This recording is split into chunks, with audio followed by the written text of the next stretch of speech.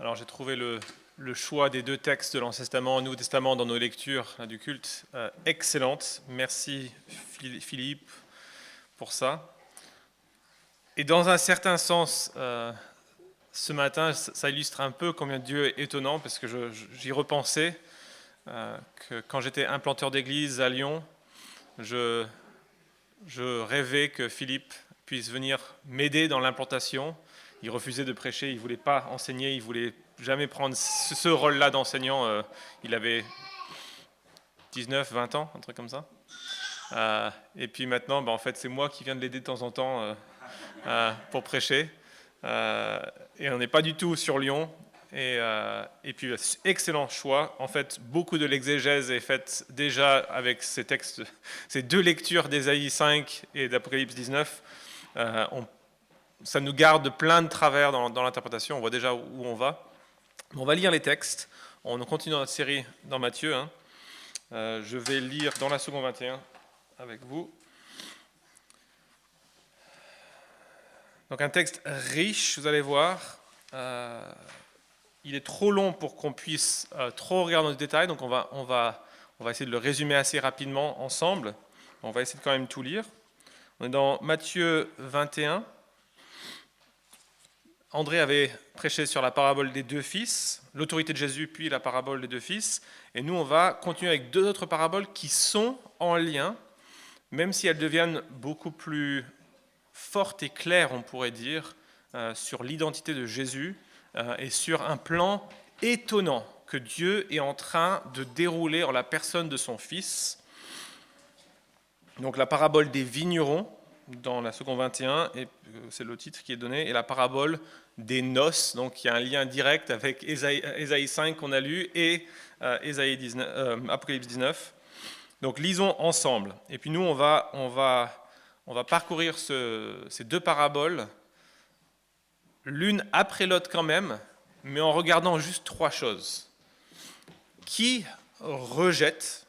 Donc il y a quelqu'un qui est désobéissant, comme avec la parabole des deux fils, qui désobéit, qui est rejeté, et puis enfin, qui sont les bénéficiaires surprenants de cette désobéissance. Okay?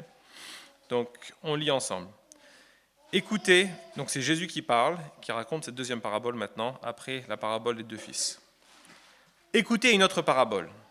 Il y avait un propriétaire qui planta une vigne. Il l'entoura d'une haie, il creusa un pressoir et construisit une tour. Puis, il la loua à des vignerons et partit en voyage. Lorsque le temps de la récolte fut arrivé, il envoyait ses serviteurs vers les vignerons pour recevoir sa part de récolte. Mais les vignerons s'emparèrent de ses serviteurs. Ils battirent l'un, tuèrent l'autre et lapidèrent le troisième. Il envoya encore d'autres serviteurs, en plus grand nombre que les premiers. Et les vignerons les traitèrent de la même manière. Enfin, il envoya vers eux son fils, en se disant, ils auront du respect pour mon fils. Mais quand les vignerons virent le fils, ils se dirent entre eux, voilà l'héritier, venez, tuons-le, et emparons-nous de son héritage. Et ils s'emparèrent de lui, le jetèrent hors de la vigne et le tuèrent. Maintenant, lorsque le maître de la vigne viendra, que fera-t-il à ces vignerons? Ils lui répondirent, il fera mourir misérablement ces misérables et il louera la vigne à d'autres vignerons qui lui donneront sa part de récolte au moment voulu. Jésus leur dit, n'avez-vous jamais lu dans les Écritures, la pierre qu'ont rejetée ceux qui construisaient est devenue la pierre angulaire? C'est l'œuvre du Seigneur et c'est un prodige à nos yeux.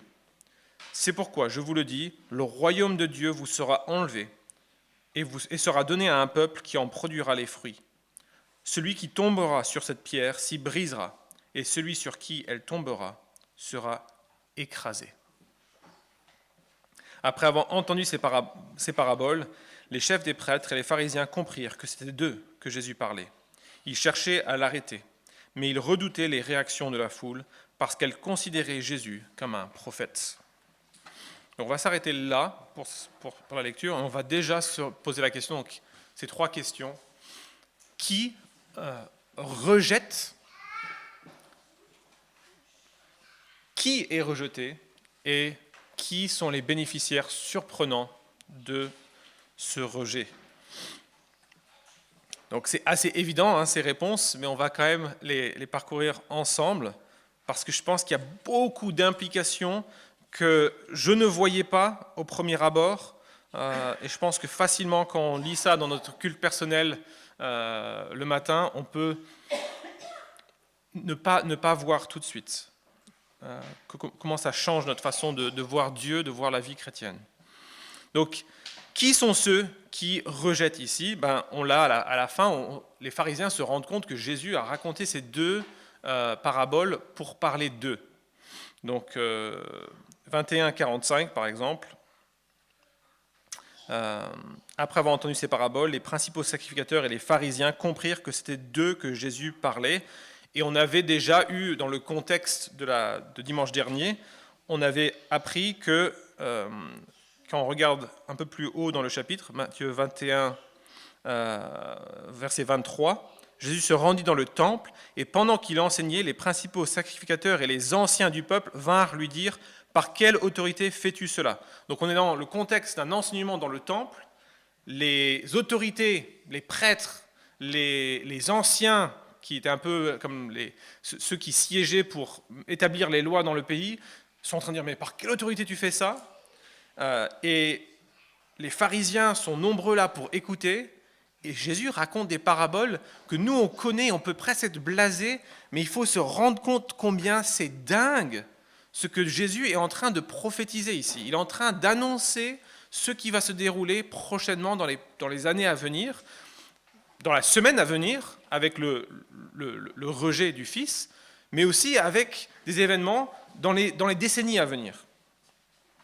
Donc d'abord, on voit, c'est les pharisiens qui rejettent, mais on voit, c'est les prêtres et les anciens qui sont aussi là. Et puis plus que ça, on a Israël, en fait, qui rejette. On a vu dans Ésaïe 5 que c'était une image typique que Dieu utilisait pour parler de son peuple, c'était la parabole de la vigne. Donc quand Jésus prend comme ça la notion d'une vigne, il y a déjà derrière une notion d'Israël, et plus que ça, on a Jésus qui va citer le psaume 118 dans ce qu'on vient de lire, verset 42. « N'avez-vous jamais lu dans les Écritures, la pierre qu'ont rejetée ceux qui bâtissaient est devenue la principale, celle de l'angle. C'est du Seigneur que cela est venu, et c'est une merveille à nos yeux. » Donc on pourrait dire les bâtisseurs, ah oui, c'est encore de nouveau les autorités juives, mais ça va plus loin. Jésus interprète ce texte en disant, c'est pourquoi je vous le dis, le royaume de Dieu vous sera enlevé et sera donné à une nation qui en produira les fruits. Et donc par implication, on voit qu'il y a au moins une partie d'Israël qui va être rejetée. Une partie d'Israël qui ne va pas hériter du royaume de Dieu. C'était leur espérance, le jour où Dieu enverrait un Messie qui régnerait éternellement sur Israël. Et là, Jésus est en train d'annoncer qu'il y aura un rejet, au moins partiel, parce qu'il y a une nation. On va revenir sur la notion de nation dans la troisième question, hein, qui hérite, qui bénéficie de ce renversement surprenant. Alors, qui est rejeté? En fait, c'est deux personnes qui sont rejetées. Il y a un maître de maison qui symbolise ici dans l'histoire de Jésus le Seigneur, l'Éternel, comme dans Isaïe 5, hein, c'est la vigne du maître de l'univers. Donc ici, c'est lui qui plante, c'est lui qui a choisi Israël, son peuple, et c'est lui qui est un personnage un peu étonnant. C'est presque choquant. Je ne sais pas si tu te rends compte quand tu lis ce texte.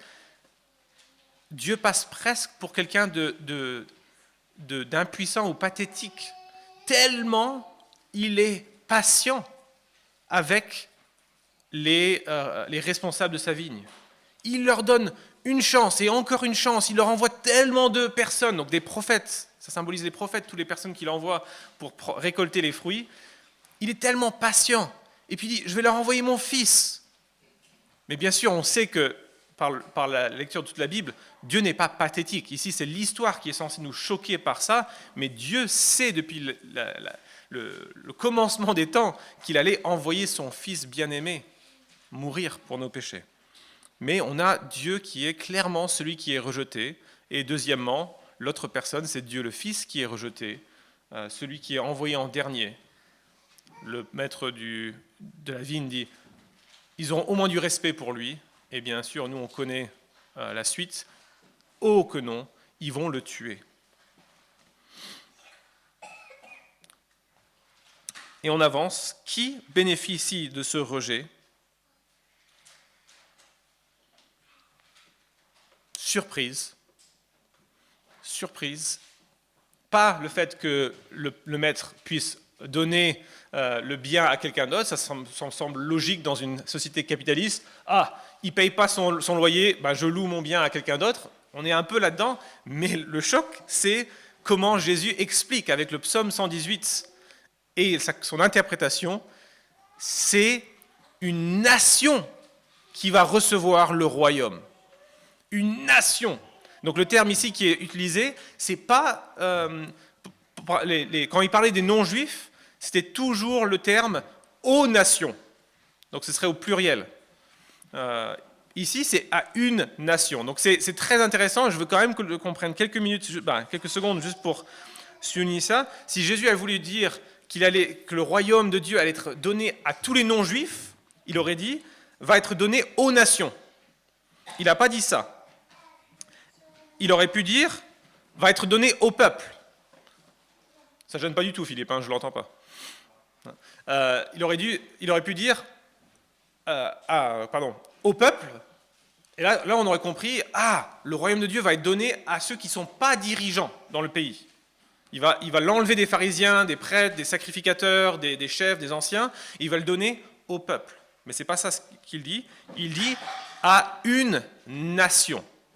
Donc là, on le voit dans le grec et on le voit dans le français, il y a vraiment cette idée qu'il y aura un mélange, que Dieu est en train de former ici, l'accent est mis sur la nouveauté de ce peuple, il va former un nouveau peuple. Et donc on peut comprendre, il y aura des juifs dedans, il y aura toujours des juifs, mais il va s'ouvrir et ce royaume va être donné aussi aux non-juifs. Et donc on a la réponse à notre troisième question, qui sont les bénéficiaires de cette situation dingue du rejet de Dieu? C'est vous et moi. C'est incroyable, mais vrai. Jésus l'annonce avant même sa mort. Il sait qu'il va être mis à mort par les responsables. Et c'est par ce renversement-là, par cette désobéissance-là, par ce rejet-là, que nous avons pu être intégrés et hérités du royaume de Dieu.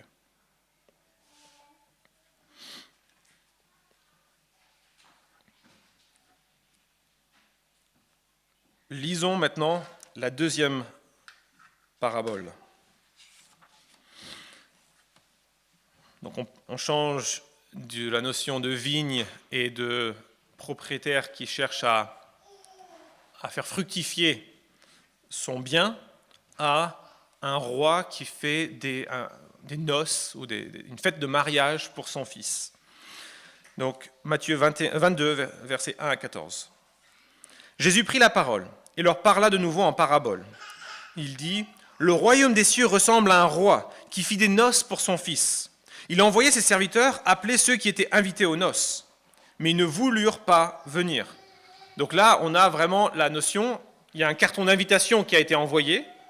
Donc imaginez qu'on vive ensemble dans le même village. Okay, on vous a invité 3 mois avant pour la fête, mais le jour J, quand les gigots sont en train de chauffer, il y a une deuxième invitation qui part. Là, c'est le coup de téléphone, c'est les SMS qui partent. Ça y est, la nourriture est chaude, à table. Okay, donc il y a 2 invitations. Il a envoyé encore d'autres serviteurs donc il a envoyé ses serviteurs appeler ceux qui étaient invités aux noces, et c'est le deuxième appel, mais ils ne voulurent pas venir. Il a envoyé encore d'autres serviteurs avec cet ordre. Dites aux invités, j'ai préparé mon festin, mes bœufs et mes bêtes grasses sont tués, tout est prêt, venez aux noces. Mais eux, négligeant l'invitation, s'en allèrent l'un à son champ, un autre à ses affaires. Les autres s'emparèrent des serviteurs, les maltraitèrent et les tuèrent. Donc vous voyez là, la parabole devient extrêmement pointue et on quitte la notion d'une belle histoire. Là, tout d'un coup, attends, T'as tué le postier qui a envoyé la lettre. Quel est le lien? Jésus souligne ici, souligne ce qu'ils vont être en train de faire, ce qu'ils ont fait en tuant les prophètes avant Jésus. Les autres s'emparèrent des serviteurs, les maltraitèrent et les tuèrent. À cette nouvelle, le roi se mit en colère. Il envoya ses troupes, fit mourir ses meurtriers, brûla leur ville. Alors il dit à ses serviteurs, « Les noces sont prêtes, mais les invités n'en étaient pas dignes. Allez donc dans les carrefours, invitez aux noces tous ceux que vous trouverez. » Je ne savais pas si j'allais faire quand même une mention, hein, mais il ne faut pas prendre ça littéralement. On ne parle pas du magasin Carrefour. Hein. Voilà. Donc, allez dans toutes les ruelles, allez dans les rues de campagne, les départementales, là où il y a les gens qui vont rarement en ville, les personnes rustres, les campagnards, allez partout là-bas. Invitez aux noces tous ceux que vous trouverez. Ses serviteurs s'en allèrent sur les routes. Ils rassemblèrent tous ceux qu'ils trouvèrent, mauvais et bons. Et la salle des noces fut remplie d'invités. Le roi entra pour les voir. Et il aperçut là un homme qui n'avait pas mis d'habit de noces. Il lui dit, « Mon ami, comment as-tu pu rentrer ici sans avoir d'habit de noces ?» Cet homme resta la bouche fermée. Alors le roi dit aux serviteurs, « Attachez-lui les pieds et les mains, amenez-le et jetez-le dans les ténèbres extérieures où il y aura des pleurs et des grincements de dents. En effet, beaucoup sont invités, mais peu sont choisis. » Alors vous voyez, la parabole continue, il y a des nouveaux éléments. Jésus détaille plus de choses ici. Et donc c'est pour ça que je propose de passer plus de temps ici. Les applications, on aurait pu, pour notre vie, on aurait pu les tirer de la première, mais on va plus travailler cette deuxième. Donc qui rejette ici la figure d'autorité? Ce sont tous les premiers invités. On est vraiment toujours dans la continuité. Ici, au lieu d'avoir des intendants qui gèrent une vigne, on a des invités. Et on peut imaginer que justement, c'est les notables, c'est les riches, c'est les éduqués, c'est les personnes qui sont en bonne position dans la vie, qui ont été invitées. Et maintenant que le repas est chaud, maintenant que la table est mise, ils rejettent l'invitation au final et ne veulent plus venir. Et ça semble dingue pour nous. Okay, attends, la nourriture est chaude, gratuite, on se pointe. Mais Jésus est en train de nous raconter ici une histoire pour qu'on comprenne quelque chose en fait, qui est risible, qui est dingue. Pourquoi est-ce que l'être humain rejette son Créateur? Pourquoi est-ce que les pharisiens qui connaissaient par cœur les Écritures sont en train de rejeter le Messie? On est dans l'ordre du risible. On ne devrait pas comprendre. Pourquoi font-ils cela? Mais le péché vient nous aveugler, tout comme le jeune homme riche est aveuglé par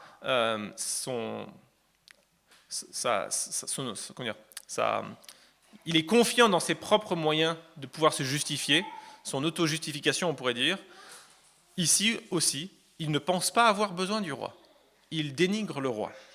Et je ne sais pas, je parle à des frères et sœurs, je parle aussi à des personnes sur Internet, mais est-ce qu'on est conscient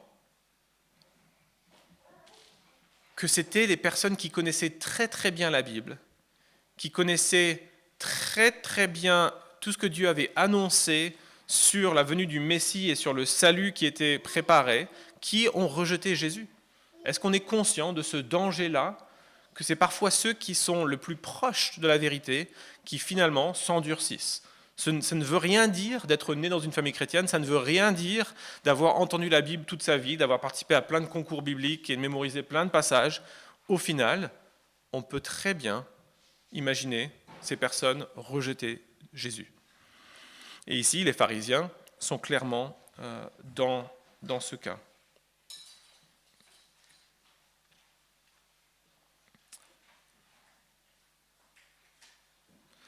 Ensuite, deuxième question, qui sont ceux qui sont rejetés? Alors ici, on reste avec deux personnes rejetées, mais c'est surtout l'accent sur Dieu le Père qui est dans cette deuxième parabole. On a le roi qui fait une fête de mariage pour son fils, qui est rejeté, et là vraiment, j'ai toujours du mal à utiliser ce mot vis-à-vis de Dieu, mais dans la parabole, il passe pour quelqu'un un peu de pathétique, tellement il est patient. C'est incroyable la patience qu'il montre envers nous. Et envers les pharisiens et envers Israël. C'est incroyable combien Jésus souligne ça. Et il y a aussi Jésus, ici, qui est le fils du roi, qui se marie, qui est aussi rejeté. Les gens ne veulent pas venir à un mariage. Vous savez très bien les mariages où on dit non, c'est où on se sent pas très proche des mariés, où on se dit ouais, c'est gentil, mais c'est loin et on les connaît pas très bien. C'est un peu ça peut-être dans l'image pour nous. Ici, le roi et le fils sont en train d'être bafoués par tous les invités à ces noces. Et vous voyez que ici l'histoire devient encore plus j'arrive pas à le dire le mot, mais encore plus étonnante, parce que vraiment l'histoire normalement devrait être ils sont pas invités, je vais inviter d'autres. Mais non, le roi va détruire la ville où il avait invité toutes les personnes initiales. Donc il se mit en colère, il envoyait ses troupes, fit mourir ses meurtriers et brûla leur ville, verset 7. Donc c'est là où on voit, il y a l'histoire est vraiment là un but didactique. Jésus veut transmettre quelque chose aux pharisiens qui écoutent et il vient tordre l'image comme il veut pour faire passer son message. Et beaucoup de commentateurs, et je serai d'accord avec eux, disent Jésus est en train d'annoncer ici aussi la destruction de Jérusalem. Si Jérusalem a été détruit en 70 après Jésus-Christ, c'est bien l'accomplissement de Matthieu 22 et le signe que Israël est en train d'être rejeté par leur désobéissance, par leur rejet du Messie, par leur crucifixion de Jésus.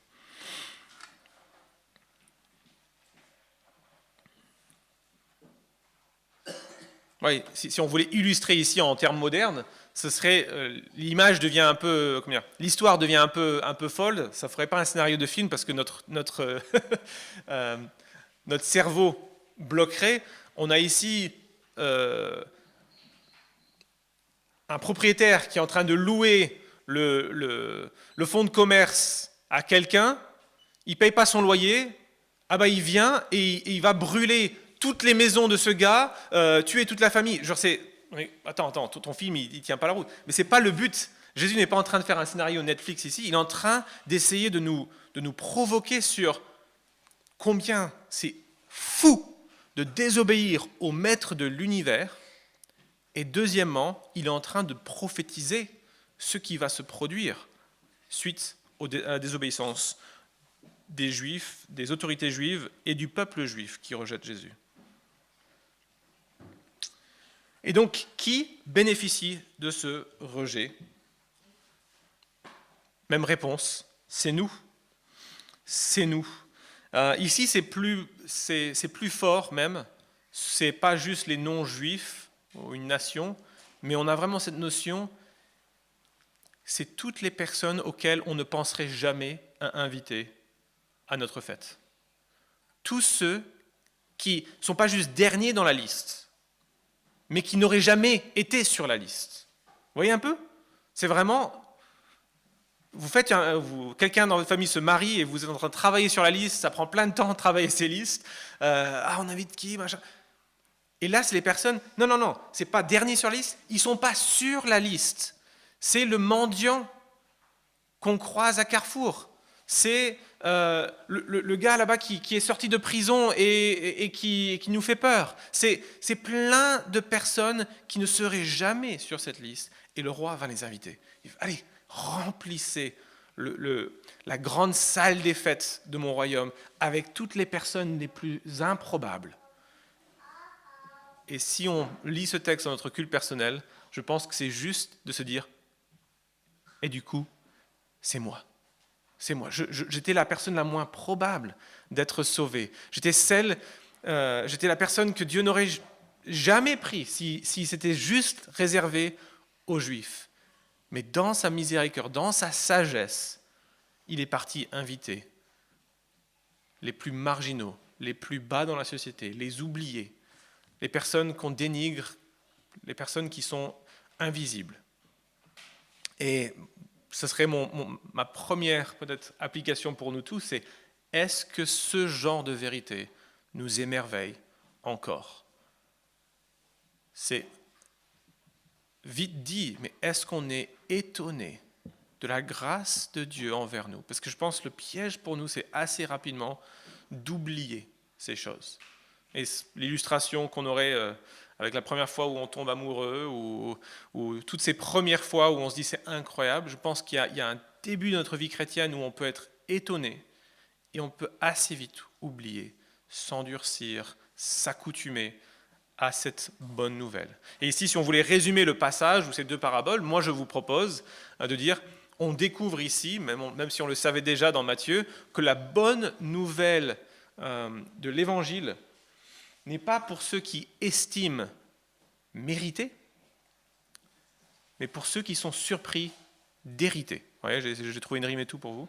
Mais ce n'est pas pour ceux qui estiment mériter, mais c'est pour ceux qui sont surpris d'hériter. Et donc si on peut garder cette attitude toute la vie, et prions pour ça. Prions pour ça. C'est quelle grâce, Seigneur, que tu sois venu me chercher dans les ruelles, là où j'étais mendiant, dans les campagnes, là où j'étais couvert de boue et en train de gérer les cochons. Tu es venu me chercher dans ma misère et tu m'as inclus dans cette grande fête, dans ces noces de ton Fils. Et je pense que c'est essentiel pour notre bien-être, essentiel pour glorifier Dieu, qu'on puisse garder cette attitude-là, être conscient que la bonne nouvelle n'est pas pour ceux qui pensent mériter, mais pour ceux qui sont surpris, encore et encore et à nouveau encore surpris d'hériter du royaume. Pourquoi moi, Seigneur? Ça, ce serait la première application que je vous propose à partir de ce texte. Et vraiment, on peut s'émerveiller ici du texte que ce roi s'abaisse. Ce roi s'abaisse si bas. Il accepte de passer pour quelqu'un de pathétique, d'inviter les plus bas, au lieu d'inviter les nobles, les beaux, les forts, les intelligents. Et la suite du Nouveau Testament, je pense au texte de 1 Corinthiens, Paul qui dit, il n'y a pas beaucoup d'entre vous qui étaient beaux et forts, je résume, on n'était rien, il est venu vers nous. C'est clairement ce texte ici qui peut avoir en tête, c'est vraiment ça qui illustre la grâce de Dieu.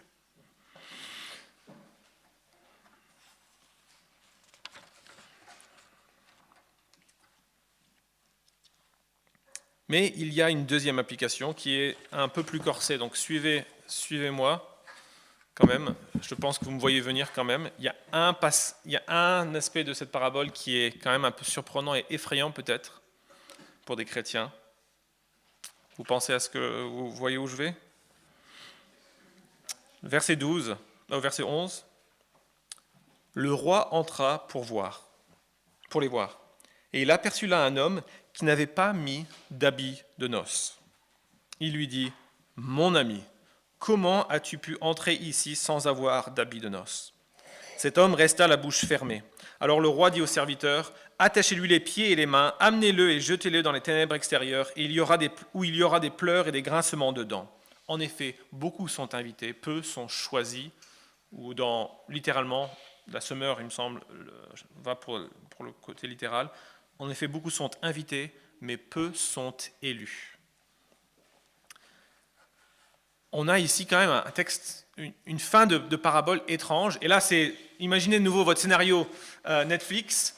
On part d'un problème avec la mafia qui est pas en train de payer son loyer. Et tout d'un coup, le roi, il vient et il brûle tout. Et puis ensuite, il fait une fête et les enfers s'ouvrent. Et là, tout d'un coup, il jette quelqu'un en enfer. Okay, on est dans...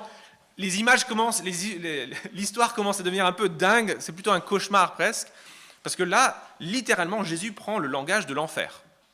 Prenez-le, attachez-le et jetez-le là où il y a des pleurs et des grincements de dents et des ténèbres, c'est l'enfer. C'est plusieurs fois dans les paraboles de Jésus, dans les enseignements de Jésus, c'est comme ça qu'il parle de la géhenne, de l'enfer, je ne trouve pas d'autre mot. Et on se dit, ok, c'est très fort là. En plus, il était invité. C'était un de ceux qui étaient des derniers invités Pourquoi terminer comme ça? Et je propose ça donc comme deuxième application. Je pense que c'est très très difficile pour nous de se rendre compte qu'il y a une guerre pour notre âme. Et que ici, les noces symbolisent quoi? Les noces symbolisent le moment où le roi entre, symbolisent ce qu'on a lu dans Apocalypse 19. Le moment où Jésus revient et on est libéré du péché et on va pouvoir, habillé dans notre tenue, comme dans Apocalypse 19, dit de toutes nos bonnes œuvres, toutes nos œuvres faites par la foi en Christ, on va pouvoir fêter son salut, fêter la liberté qu'il nous a obtenue par son sang. Mais contrairement à un mariage français où on attend peut-être 5, 6, 7, 8 heures pour le gâteau, ici, c'est 40 à 80 ans. Peut-être papy est devenu chrétien, je pense, à 6 ans. Il a 97 ans aujourd'hui. Donc on est sur 91 ans de vie chrétienne et il attend encore ses noces. Il attend encore. Et c'est là que ça devient très intéressant, et je pense que je négligeais ça complètement dans les premières années de ma vie chrétienne, qu'un des aspects les plus difficiles peut-être de la vie chrétienne, c'est tenir bon. C'est tenir bon. Donc, c'est quoi dans la parabole ici le problème? Pourquoi est-ce que cet homme est rejeté? Augustin avait une interprétation qui était très belle, ça se prêchait bien. Augustin disait, à l'entrée, le roi donnait des vêtements de noces, et cet homme-là ne voulait pas les mettre, il était orgueilleux, et donc il est rejeté. Ça se prêche bien, c'est pas dans le texte, il paraît que c'était pas une coutume juive de l'époque. Moi, je préfère celle d'Apocalypse 19, qui dit que c'est porter du fruit. On reste dans le langage de la parabole précédente. Il n'a pas une vie qui porte du fruit, qui montre qu'il est né de nouveau. Il n'a pas le fruit qui témoigne d'une vie transformée. Et donc, il est rejeté le dernier jour. Et c'est ce qu'on croit. On parle régulièrement ici de l'Église visible et de l'Église invisible. C'est que l'Église reçoit des nouveaux membres, basé sur ce que tu confesses, basé sur ce que tu manifestes dans ta vie. On va dire, oui, on t'accueille dans notre assemblée comme membre du peuple de Dieu, mais au final, parfois, on fait des erreurs. Nous, on ne connaît pas les cœurs.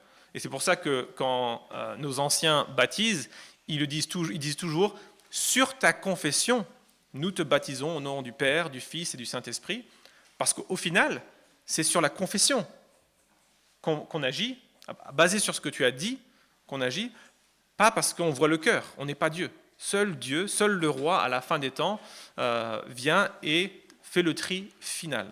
Alors je sais que c'est effrayant, certaines personnes passent toute leur vie à douter de leur salut. Ils ne savent pas si est-ce que vraiment le dernier jour, le Seigneur va m'accueillir. Et donc j'aimerais terminer avec ça pour essayer à la fois de ne pas rassurer trop vite et à la fois de rassurer. Okay, on va essayer de terminer là-dessus. Ces noces durent depuis 2000 ans. Ou plutôt, l'invitation aux noces dure depuis 2000 ans et on est en train de progressivement rentrer et se mettre à table. On attend. Donc, tous ceux ici qui sont chrétiens sont en train d'attendre l'arrivée du Fils pour ces noces. Et je pense qu'on oublie que la vie chrétienne est une guerre. Et si vous voulez regarder l'Ukraine, 4 ans de guerre, c'est très difficile de rester en guerre 4 ans. Et donc combien plus c'est difficile d'être en guerre 91 ans et de rester vigilant. Et je pense que très très facilement, moi le premier, cette prédication et les études cette semaine, c'est le zèle peut être perdu. On oublie ce qu'on a mentionné tout à l'heure, la bonté de Dieu, on prend pour acquis sa grâce envers des pécheurs comme nous, on se dit, bah oui, en fait, je suis moins mauvais que les autres maintenant, parce qu'on a vu des changements, et on commence à oublier que ces changements sont de Dieu. On oublie, on s'endurcit. Et je voudrais vraiment nous exhorter tous de ne pas trop vite dire, bah non, c'est pas moi, j'ai la justification de Jésus, il me couvre avec ses robes blanches, c'est bon.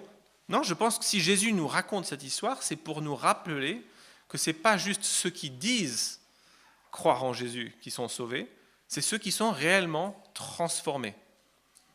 Et est-ce que tu peux voir au quotidien, ou d'année en année, une réelle progression dans ton amour pour Dieu?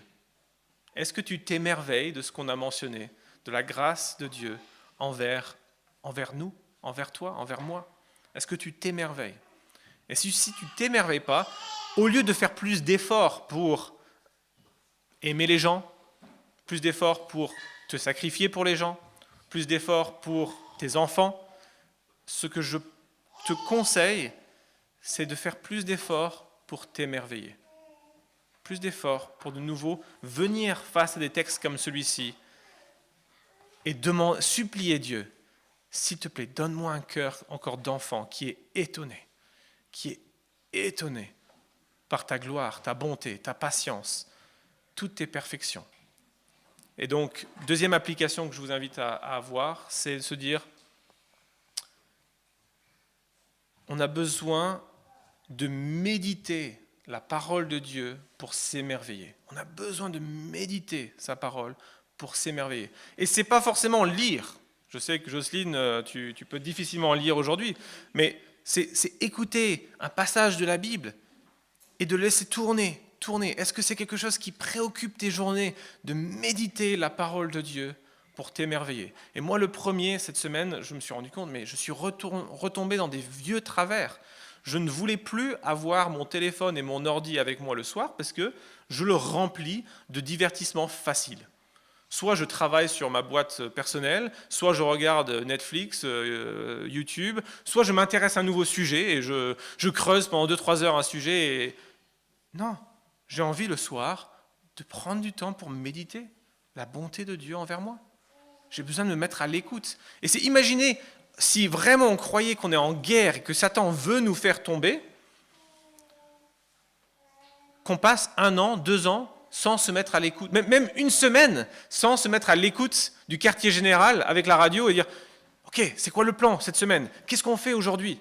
Ben non, dans une guerre, la communication, c'est clé. Tous les jours, on est sur le poste de radio en train de prendre des nouvelles du front, prendre des nouvelles du quartier général. Quelle est la stratégie aujourd'hui?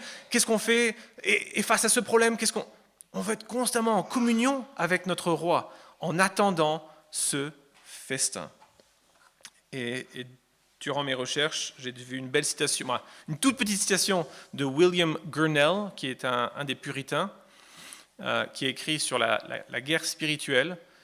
Lui, pour nous choquer, il dit « La guerre, on sous-estime la guerre entre les chrétiens et Satan et ses anges, à tel point, elle est tellement grave, tellement énorme cette guerre, que toutes les guerres de l'histoire de l'humanité ne sont que sport et jeux d'enfants.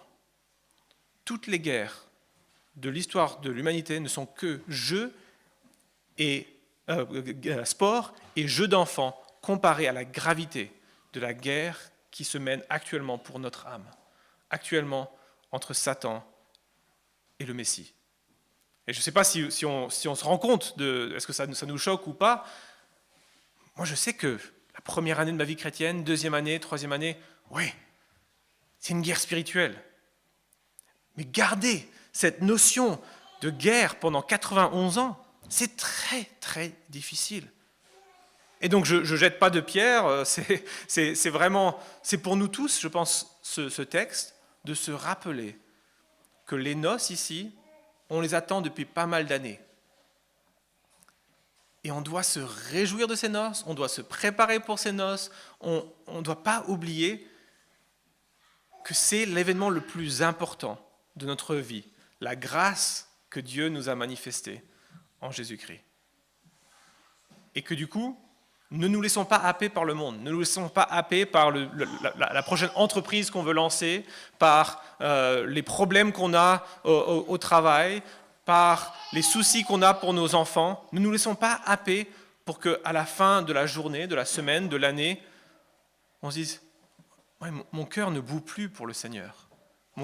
Mon cœur n'est plus émerveillé de sa bonté envers moi. » Donc, 2 applications. La première, c'est est-ce qu'on est émerveillé par la bonté de notre roi? Et deuxième application, est-ce que tu médites régulièrement la parole de Dieu pour être émerveillé? Je pense qu'il y a des cultures qui sont beaucoup plus profondément ancrées dans la méditation quotidienne de la parole. Je pense que les Anglais me mettent régulièrement des claques quand je vois combien dans les églises anglaises, je vois quand même plus une culture comme ça de méditer quotidiennement la parole. Et j'espère que ça t'aide. Ce n'est pas juste lire la Bible. Ça peut être vraiment des petits passages. Mais est-ce que ce passage t'accompagne dans ta journée? Est-ce qu'il t'accompagne dans tes trajets? Moi, je sais que j'ai la mauvaise habitude de remplir mes trajets avec des podcasts sur le business. Toujours, comment est-ce que je peux faire mieux au travail? Mieux au travail. Mais est-ce que toi, tu vois aussi un déséquilibre dans ta vie? Est-ce que c'est toujours de la comédie? Est-ce que c'est toujours du divertissement? Est-ce que c'est toujours sur l'éducation des enfants? Est-ce qu'il y a des sujets qui prennent trop de place alors que tu pourrais être en train de méditer, de mâchouiller sur un texte biblique, dire « Seigneur, montre-moi en quoi tu es merveilleux dans ce passage. Montre-moi l'effet « wow » ici. » Et je pense que, par exemple, cette parabole, on peut très bien juste dire « Ah oui, c'est une parabole qui nous enseigne que Israël va être rejeté et Dieu va sauver des non-juifs. » Ça, c'est la vérité de ce texte. En tout cas, la vérité superficielle. Mais est-ce qu'en le mâchouillant un peu plus, ce texte, on arrive tous ensemble à se dire « Et du coup, c'est incroyable, il me fait grâce à moi. Je suis inclus dans ces rejetés, dans ces bas de la liste, ces hors de la liste qui sont invités au festin. C'est moi. » Et je pense que cet effet « wow » vient avec 5 minutes de plus ou le fait d'y penser 5 fois dans la journée et de dire « Mais c'est quoi l'effet wow? C'est quoi l'effet wow ?» Et donc, voilà, je vais m'arrêter là. Mais... Ah non, je ne peux pas m'arrêter là. Je dois aussi avoir un mot d'encouragement pour ceux qui sont trop facilement en train de douter. Pardon. Si tu es plutôt du profil qui se dit « Mais non, je suis trop nul. Je suis trop pécheur, je suis constamment en train de me planter et je pense qu'au dernier jour, je vais être rejeté comme cet homme ici qui ne portait pas la tenue. » Il y a de fortes chances que ceux qui s'inquiètent n'ont pas un problème. Okay? C'est ceux qui viennent à ces noces assurés d'être acceptés qui ont des surprises, je pense. Que justement ceux qui sont conscients de leur péché, qui se disent « mais c'est incroyable que je sois sauvé », vont justement être parmi ceux qui sont sauvés.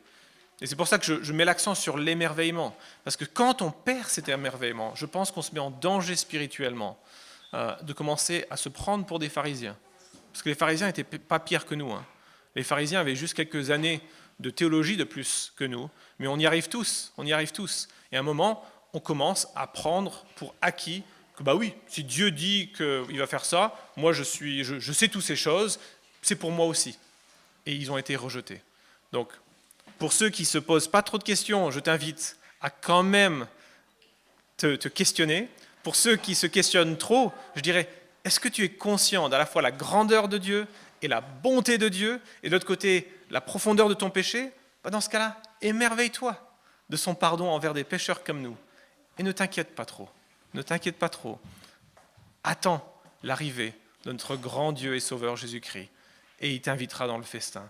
Parce que c'est sa grâce qui nous sauve. C'est sa vie parfaite qui nous couvre. Et c'est seulement en puisant chez lui les forces qu'on peut vivre la vie chrétienne. Les puritains le disaient très très bien. Un puritain disait qu'on doit puiser tous les jours à la fontaine de Jésus toutes les forces pour vivre la vie chrétienne. Et c'est ça qu'on est en train de faire quand on médite la parole de Dieu. On va à la fontaine d'eau vive qui est Jésus et on lui dit « J'ai besoin de ma portion pour la journée. Donne-moi les forces aujourd'hui pour vivre en disciple, pour vivre en guerre contre le péché, contre Satan, contre le monde.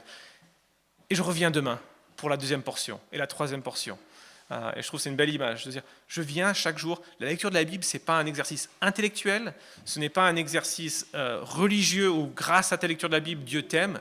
C'est un exercice de guerre où on vient pour avoir les instructions pour la journée, pour avoir les forces, le ravitaillement pour la journée. Et ça fait pour certains 91 ans qui sont en train d'aller tous les jours prendre des nouvelles au talkie-walkie de la Bible. Certains, ça fait peut-être quelques mois, mais je t'invite à ne jamais oublier qu'on est en guerre.